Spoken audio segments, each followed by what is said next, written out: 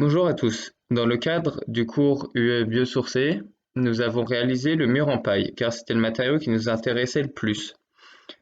Au début, nous avons pu récupérer le mur de l'année dernière afin de réutiliser l'enduit qui avait été fait. On a pour cela à nouveau malaxé en mélangeant avec de l'eau cet enduit qui était composé de terre et de sable. Du coup, on a voulu réutiliser dans un premier temps les bottes de paille du mur de l'année dernière, mais on s'est rapidement rendu compte qu'elles n'étaient plus assez denses. On a décidé d'en racheter directement.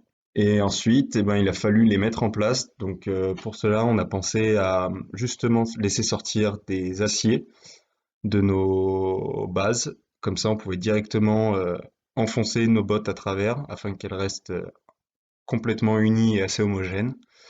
Après avoir placé nos bottes, on a donc dû placer notre cadre par-dessus. Donc celui-ci est un cadre complètement rotulé afin de mesurer uniquement les efforts de la paille et de son enduit et non du cadre à cause d'un cadre qui pourrait être rigide.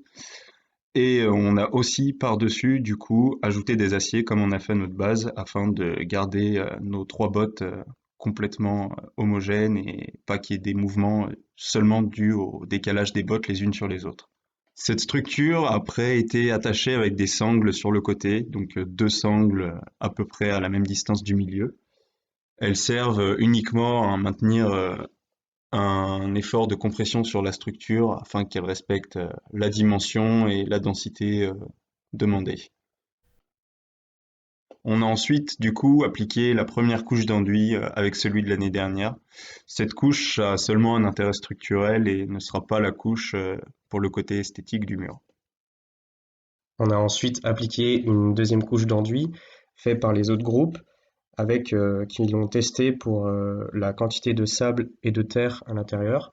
Cet enduit nous a permis à la fois d'augmenter l'épaisseur de notre mur et de faire une couche plus propre, permettant ainsi de faire un mouchetage le plus précis possible pour les essais. On a également mis un maillage entre la première et la deuxième couche, fait en matériaux biosourcés, ce qui permet d'avoir une meilleure accroche de la deuxième couche sur la première. On a également humidifié la première couche pour être bien sûr que le maillage reste en place. Au final, on retrouve un mur quasi plat qui permettra à la suite des essais d'avoir un rendu sur la vidéo la plus propre possible et donc le plus précis possible. Voilà, c'est tout pour cette présentation. On est actuellement en attente des résultats de notre test. On espère vraiment qu'il va fonctionner cette année parce qu'il pourrait apporter des super résultats et pour le biosourcé et pour des personnes extérieures au projet.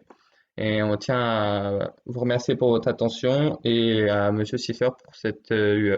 Au revoir.